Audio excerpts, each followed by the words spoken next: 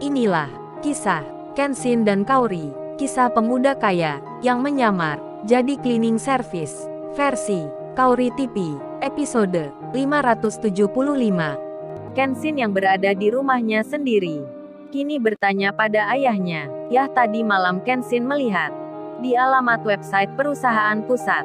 Ternyata di samping yang ada masih banyak lagi perusahaan miliknya ayah yang berjumlah ratusan. Apakah itu benar ya? Kok Kenshin gak pernah tahu? Ayahnya pun menjawab, oh kamu Ken tadi malam melihatnya. Iya itu benar, memang ayah gak memberitahukan, karena perusahaan itu bukan ayah yang memegangnya. Tapi ayah percayakan pada beberapa pegawai yang memimpin perusahaan utama. Jadi semua yang menyangkut itu, laporannya ke mereka. Meski perusahaan itu milik ayah, kalau ayah ikut mengurusi juga, bisa-bisa ayah pusing. Memangnya kamu kenapa bertanya begitu?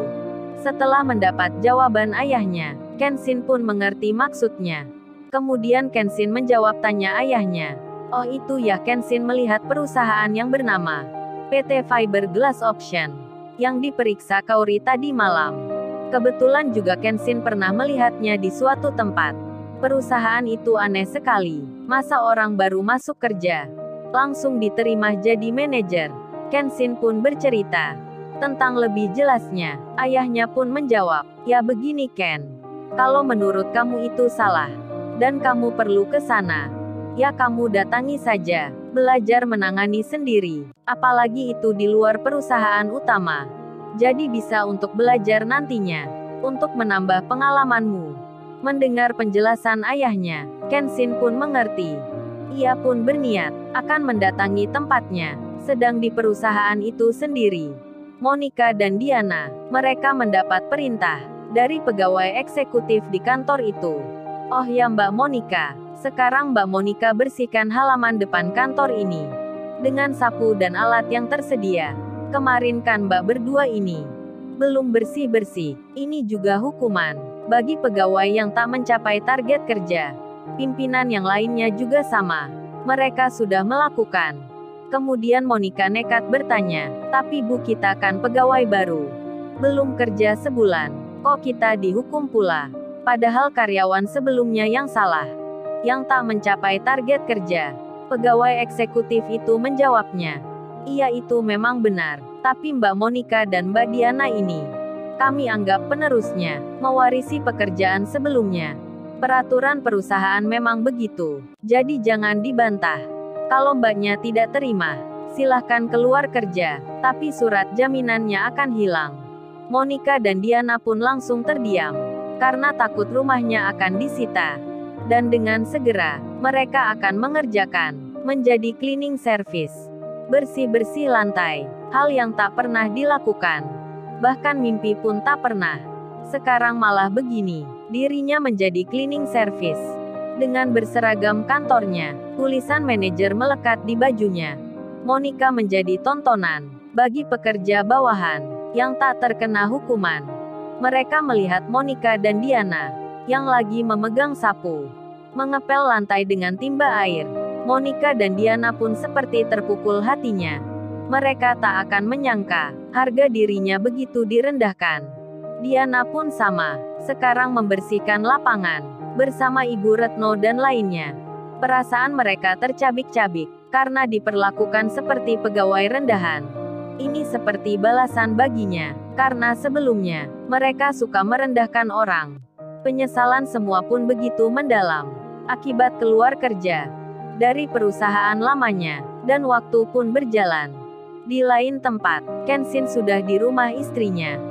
Saat malam datang, Kaori diminta ayahnya. Ayahnya itu bilang, Kaori kamu besok tolong gantikan ayah sebentar untuk meeting di kantor.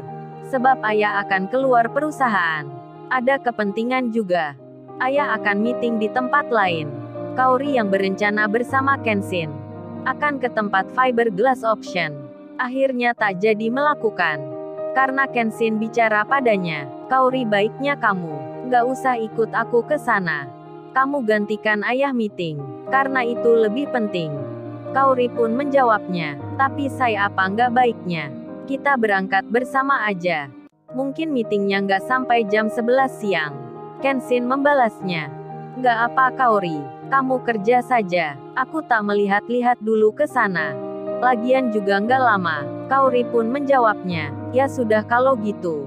Tapi kalau aku selesai meeting, kamu nggak ke sini, aku yang ke sana. Kenshin pun mengiyakan. Tak lama kemudian, pagi pun datang. Kenshin mengantar Kaori. Mobilnya Kaori ditaruh di situ. Kenshin meminjam motornya security, karena dianggapnya lebih enak. Berjalan sembari mencari alamat, apalagi akan masuk perusahaan. Naik motor lebih nyaman baginya. Dan Kenshin pun pergi. Setelah beberapa saat, Kenshin pun tiba di alamat tujuan. Di tempat perusahaan tersebut, ketika itu jam masuk kerja. Banyak karyawan yang berdatangan. Kenshin menaiki motornya. Berbarengan dengan pekerja lainnya, kehadirannya tak diketahui oleh seseorang yang di situ. Apalagi pegawai yang di sini.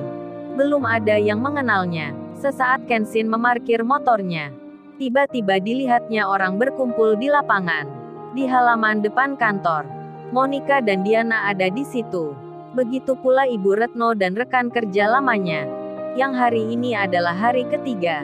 Mereka akan menjalani hukuman lagi. Berjalan merangkak di luar, wajah Monica tak bersemangat. Begitu pula dengan teman-temannya. Diana pun sama, tertunduk lesu dirinya. Kesedihan dirasakan olehnya, karena tekanan batin yang dialaminya. Sangat begitu hebatnya. Kemudian terdengar, pegawai eksekutif di depan itu berkata, "Oh ya kalian semua, hari ini adalah hari terakhir kalian menjalani hukuman.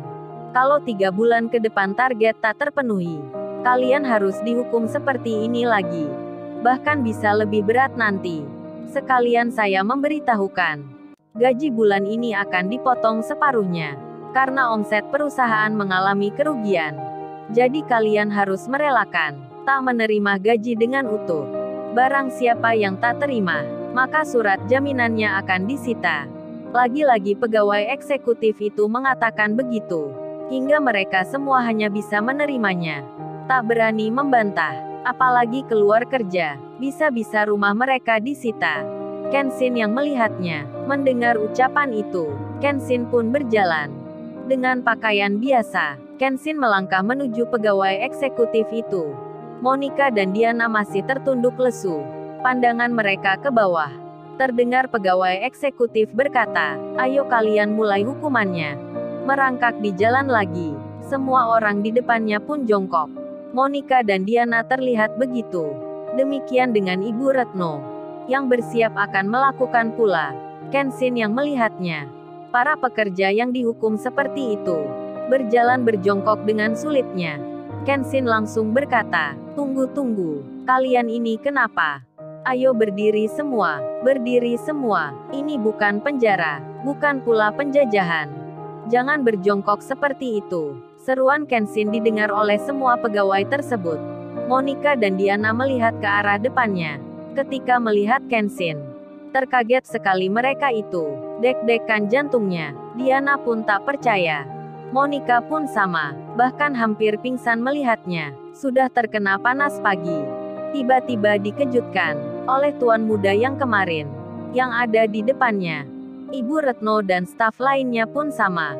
Terkejutnya luar biasa. Tak percaya sekali dibuatnya. Melihat tuan muda yang diremehkannya, yang kemarin dibencinya, sekarang ada di hadapannya. Kenshin yang bicara begitu, tentu saja langsung ditanya oleh pegawai eksekutif itu. "Hei kamu siapa memangnya? Apa kamu pekerja di sini? Kok berani melarang hukuman ini?"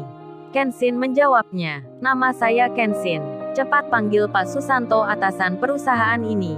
Atau Pak Targa wakilnya. Kalian sudah menghukum pegawai dengan keterlaluan. Mau jadi apa nanti perusahaan ini?"